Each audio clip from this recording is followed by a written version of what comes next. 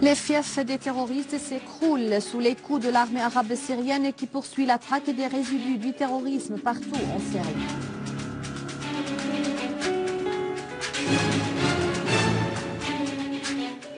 Le ministre russe des Affaires étrangères, l'opposition a mis en échec les efforts visant à fixer une date pour une conférence internationale sur la Syrie à Genève.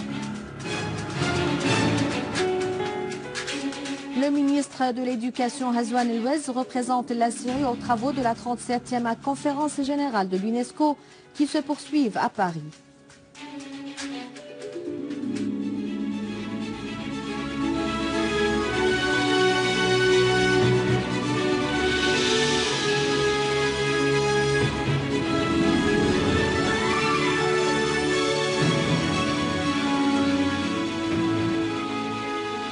Les détails du journal Bonsoir. Le ministre russe des Affaires étrangères, Sergei Lavrov, a affirmé qu'on n'était pas parvenu à un accord sur la date de la tenue de la conférence internationale sur la Syrie Genève 2 en raison de la non-disposition de l'opposition d'y prendre part sans condition préalable, soulignant que la coalition opposante ne représente pas le peuple syrien. Dans une conférence de presse tenue conjointement à Moscou avec le secrétaire général de l'Organisation pour la coopération et la sécurité en Europe, Lamberto Zanier, Lavrov a fait noter que le fait de mettre des conditions préalables pour la tenue de la conférence se contredit avec l'initiative russo-américaine. Lavrov a souligné que la coalition opposante ne représente pas la majorité de l'opposition, affirmant que la Russie avait avancé aux opposants de se rendre à Moscou pour tenir des entretiens non officiels et non contraignants afin de connaître les partis qui représentent l'opposition syrienne à la conférence de Genève 2. L'armée arabe syrienne a poursuivi le ratissage des repères des terroristes dans les localités Sben el-Kubra et As-Soura et Ghazal dans la banlieue de Damas. En effet, lors des opérations de ratissage, les forces armées ont découvert un tunnel de 150 mètres reliant la localité d'El-Sben el-Kubra à l'autoroute de la localité, en plus un atelier pour la fabrication des engins explosifs et un hôpital de campagne contenant une quantité de médicaments et des lits d'opération. Des unités de l'armée ont aussi découvert un atelier contenant des outils pour la fabrication des mortiers et d'engins explosifs et des t-shirts portant le slogan campagne Qatari pour le secours de la Syrie et des slogans du Front Nasra, Liwa al-Islam et Liwa Hudayfa bin al-Yaman.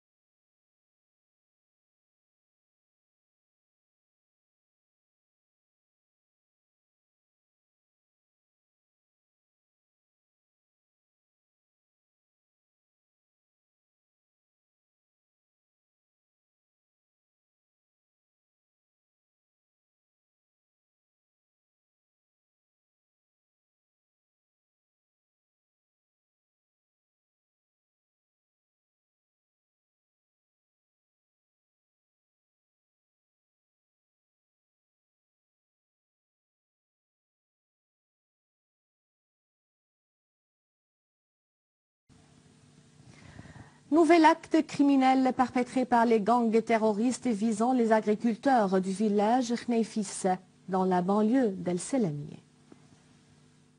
8 paysans sont tombés en martyrs et d'autres ont été blessés par balle d'un groupe terroriste armé qui avait attaqué hier matin nombre de paysans alors qu'ils récoltaient des olives dans le village de Khnefis dans la banlieue de Selamieh à Hama.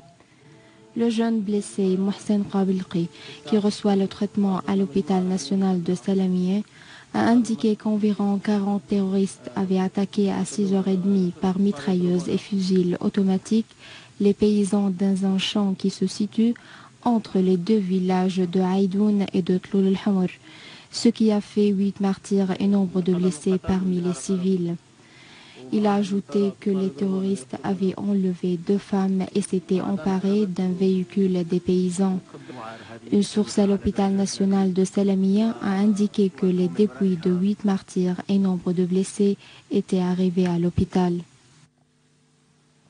À des heures, des unités de l'armée arabe syrienne ont éliminé des groupes terroristes armés appartenant au Front Nasra dans les quartiers Al-Rashidiya, Sina'a, Al-Ghanamat. Parmi les terroristes abattus ont été reconnus Mu'taz Muhayssin Al-Karim, surnommé Abi Al-Qaqa, et de grandes quantités d'armes et de munitions ont également été détruites. Par ailleurs, les forces armées ont détruit des repères des terroristes au quartier Al-Hamidiya, dans la ville de Deir ez-Zor, et dans le village Al-Mre'a, dans la banlieue du gouvernorat, et ont abattu et blessé de nombreux terroristes. Parmi les terroristes tués figuraient Saleh Hamoud Al-Samir et Ibrahim Hussein Al-Abbas. Et à Alep, nouvelle réalisation accomplie par l'armée arabe syrienne où les forces armées ont pris le contrôle total des fabrications à partir du rond-point Shihan au rond-point Al-Layramoun.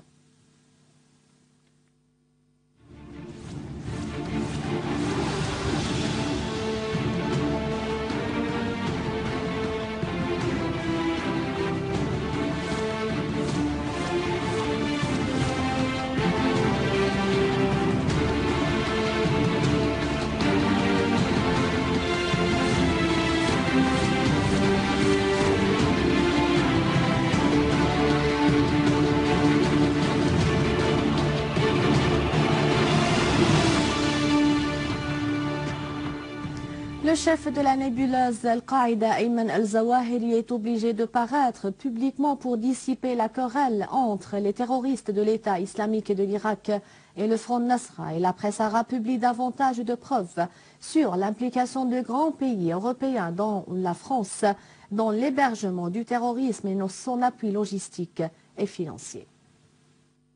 Les propos sur l'infiltration d'Al-Qaïda en Syrie ne sont plus des propos fortuits ou une simple propagande, mais la question est devenue une réalité irréfutable. Le chef de la nébuleuse d'Al-Qaïda, Ayman al-Zawahiri, a été obligé d'intervenir pour dissiper l'accrochage entre ces terroristes en Syrie et en Irak. Il a ordonné d'annuler le dit État islamique en Irak et en Syrie.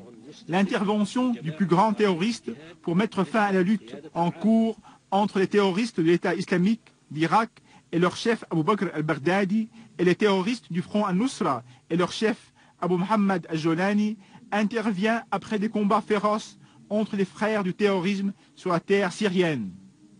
Les propos faits par al-Zawahiri ne concernent, semble-t-il, pas beaucoup l'Occident, qui prétend combattre le terrorisme et le justifie parfois comme étant des cas isolés, alors qu'il grandit sur son territoire entre ses citoyens, et c'est ce que révèlent les médias occidentaux, où le journaliste Jean-Michel Vernochet a affirmé dans son ouvrage L'illusion que 400 extrémistes wahhabites de France ont été entraînés et équipés pour se battre aux côtés des gangs terroristes en Syrie, mettant en garde qu'un jour viendra où ces terroristes retourneront en Europe pour exécuter les dictats wahhabites.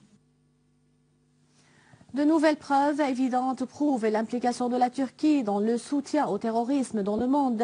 Et le gouvernement syrien rejette sur les pays impliqués dans le soutien au terrorisme la pleine responsabilité juridique résultant des actes criminels terroristes qui sont survenus et qui surviendront à l'avenir.